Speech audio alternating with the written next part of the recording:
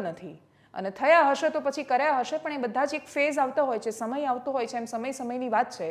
અમે સ્વામી સચ્ચિદાનંદના આશ્રમમાં ગયા હતા ઇન્ટરવ્યૂ કરવા માટે, તો જેવા ત્યાં પહોંચ્યા તો પ્રવેશ દ્વાર પર જાતે બેઠેલા છે, 92 વર્ષની ઉંમરે. એમણે પણ પોતાના આ જ રીતે હિન્દુત્વ માટેના મંતવ્યો જ રજૂ કર્યા છે, પણ દંભ નથી વાતોમાં, ક્યાંય આછકલાઈ નથી, ક્યાંય પોતાને સૌથી ઉપર સિદ્ધ કરવાની કોશિશ નથી. ગરીબ માટે અલગ રીતે અને અમીર માટે અલગ રીતે એક્સેસ નથી. મીડિયામાં છે તો એમની સાથે અલગ રીતે વાત કરશે, બહારથી આવેલાને અલગ રીતે મળશે, કશું જ નથી ત્યાં. ત્યાં તમે પ્રવેશ કરો ને તમને હાજર છે તો મળી જ જવાના છે. તમારી પાસે કેટલા રૂપિયા છે એ જોઈને મદદ નથી કરતા. આવનારા દરેક માણસને પહેલાં એવું પૂછે છે, અમને એ પૂછ્યું, જમ્યા તમે? જમવું છે તમારે? શું લાવું તમારા માટે? તો એ પ્રેમ છલકાય છે.